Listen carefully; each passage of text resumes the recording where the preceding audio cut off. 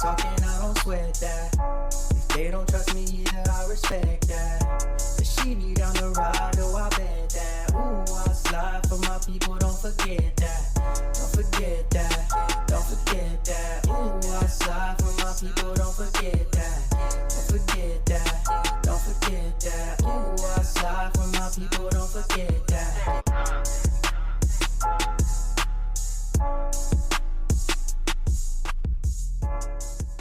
Good morning, good afternoon, good evening. My name is JH. How y'all doing, Postal family? Is everybody good? Is everybody cool? Everybody clean? Are you crisp? Are you feeling irie today? Let us chat, shall we? This is going to be a longer video, so I hope you stick around. I'm going to read a little clip from Jay's union, the APWU, and it's going to describe some of the things that we have. And as I read it, I will get some points in it. And then I've got a little 7-minute audio clip of the APWU president talking about our negotiating process, things that we are aiming for in our negotiating process. He also mentions the NALC in our negotiating process and how it differentiates. And I'm even going to mention the word strike in here because my president mentioned the word strike in his specific article. See, there's a difference between what the NALC has and the APWU has. And on a side note, I did not forget the rural letter carriers at all because honestly, there was not a lot of to talk about. But recently, I was just told that, and I will quote it, the union has already publicly came out, the NRLCA, National Rural Letter Carrier Association, and said they're not going to do anything until the city carriers have made their move. So that's what's going on with the rural letter carriers. That's a quote from what I got my vice president or president or whatever he is of one of those locals, and that's exactly what's going on there. So if you would indulge, let me chat with you a little bit and tell you what our president here says, and let you just be the judge. And I'm gonna direct a couple things towards Renfro as well, because I kind of got to do this. He's talking about the fourth time he's honored to be the lead negotiator for a new collective bargaining agreement, contract, etc. He talks about some of the things that you're going to hear in the little clip that he's talking about. And then when he gets down to the end of it, he says, despite the union's best efforts, including a week-long lockdown before the contract expired in September 20th, we have not, as of this writing, reached a new contract. He says it. Our people are keeping us up to speed, which I like. Then it goes into forks in the road. Forks in the road. Without a new contract by expiration, there were 3 possible paths forward. So when everybody else says this is not a thing, it's a thing. I'm reading this off of my union website, okay? Declare an impasse, meaning negotiations are over, then proceed with interest arbitration, where an arbitrator dictates our future wages, benefits, and conditions of employment. That was 1. 2, withhold our labor and engage in an unlawful strike. No anti-worker law can deny workers our inherent right to withhold our labor, as witnessed by historic 1970 Great Postal Strike. Until conditions significantly change, strike actions today would clearly lack the needed overwhelming support of the members. It means the members might not be on board with it. Number 3, continue negotiating, striving to reach a voluntarily new contract. The reality is that without the hammer of no contract, no work, the legal right to strike, management has little pressure to get the negotiations done by the expiration date. In 2021, we were able to reach a solid new voluntary agreement within a few months after expiration. All right, so the key word is strike. withhold our labor and engage in an unlawful strike. Now, not saying that that's what we're going to do, but the president of the APWU acknowledged that that is an option. That's the difference. He got a spine. He has a spine. He ain't sitting there cowering to management, at least not from my perception. And what you guys should do is take a few minutes, listen to this audio clip of him I think it's a little 7-minute clip that I added to it, and listen from beginning to end how he addresses each thing when it comes down to the APWU. They're talking about, bringing us back to wages where they were supposed to be, eliminating the 2-tier wage system, bringing level 8s basically up to a level 10, things that we need to hear. Talking about money, not giving false hope, giving it straightforward, straight shooting, and letting you know what could be, what should be, what we're going to stand for, what we're not. That's why I respect this man at this moment. Like I said, I don't always agree with a lot of things, but during this round of bargaining, he is open. Now, just yesterday, I had that other video where your president specifically said, I think we're just going to have to keep flying under the radar. I don't even know why he would even mention that and say we're going to keep the public out of it.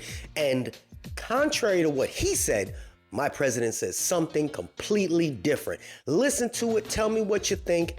Listen to it a couple times. Sometimes things are a little difficult to understand. Some of the words and mumbo jumbo may be a little bit hard to comprehend, but please listen. Tell me what y'all think. Leave your comments below, and share this with some of your National Association of Letter Carrier naysayers that say that things can't be done or won't be done, because we all fall underneath the Postal Service. All right, let's talk about it, baby. But just as a summary, I want to give you a short update on negotiations for new contract. Also tie into that, there's a tentative agreement with the National Association of Letter Carriers. We want to talk about the success and the work that you all did on election mail, share a few election thoughts, and with Sister Beard, Legislative Director Beard, we want to talk about the GPO and WEP bill, Social Security Fairness Act, that's upon us, and then we'll close it out. So let me start with an update on negotiations. This is on everybody's mind, as it should be. Our main collective bargaining agreement, our union contract, covers 200,000 postal workers, so it has a huge impact on all of us, our families, other union folks, other working class folks, and of course on our communities and our country. So as you know, our contract expired on September 20th. We stopped the clock, meaning that we were not done, but we felt we were making some positive progress. And by stopping the clock, as we call it, it ensures that all of our benefits stay in place. So you can feel very secure that our bidding in seniority, our grievance procedure, our just cause protections against unjust discipline, including unjust firings, our health and safety provisions, so many of the things in our hard-fought and a really good contract that was won over generations of struggle will continue forward. Now, we're meeting with management about once a week. In fact, the week that we're recording this, we just got back from some meetings with management, and we're really into the more difficult part. It's called the economic part of it. We have pretty much finished up our work rules. Those can include things like overtime, health and safety, bidding, the question of the hostile work environment and how to fix it, and so on. So it's never easy, but that's a little easier part than when we get into the economics, because we have a pie. Everything we want has a price tag, and we got to try to balance all that out. But our goals remain the same. As we continue to meet with management, we want good and fair wage increases that reflect the hard work that you do for the people of the country every day. We want to bridge the gap between the divisive tiers in our pay structure. We want to secure more career work. We want to expand postal services for the people of the country. And of course, that has a positive impact on our job security, because the more we do, the more work we will have. And of course, we want to protect the great gains of the past. we have full COLA. We're the only postal union that still has full COLA. You saw how invaluable that was over the last 3 years with this galloping inflation, what we call greedflation, because the corporations lay to the bank as they raise prices. We want to protect our no layoff clauses. We want to make sure that we protect our 50-mile limit on excessing. It's no fun getting excess, but it's a whole lot better than getting laid off.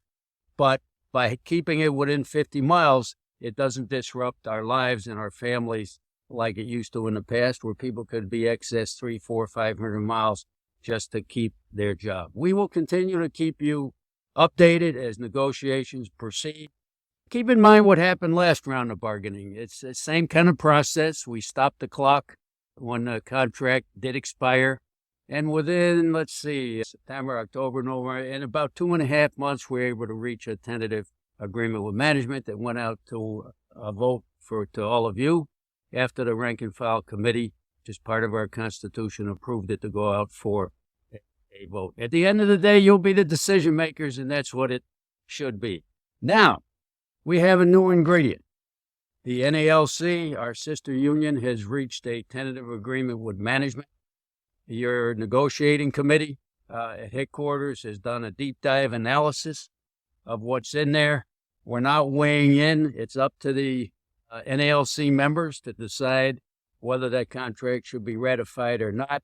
But we're very cognizant that whatever one union does, since we don't negotiate together, and unfortunately we're not one union, that whatever one union does certainly has an impact on other unions that are in negotiations. And by the way, just as a reminder, we're not the only postal union in negotiations right now. The rural letter carriers are also in their round of negotiations. We try to share information with each other. We try to uphold the best standards, but what one union does certainly has an impact on others. So their ratification vote is going on now as we are recording this. Their ballots went out last week in the mail. They expect to have results by the first week or so in January. We're going to keep a close eye on the process. So that's the update there. We want you to all stay strong. You have an influence over negotiations. It makes a difference when you put that union gear on every Thursday and say we're union proud. Say it loud. We demand a good contract. We're united. It's very important that management sees that, and of course, talking to your coworkers about how important these issues are.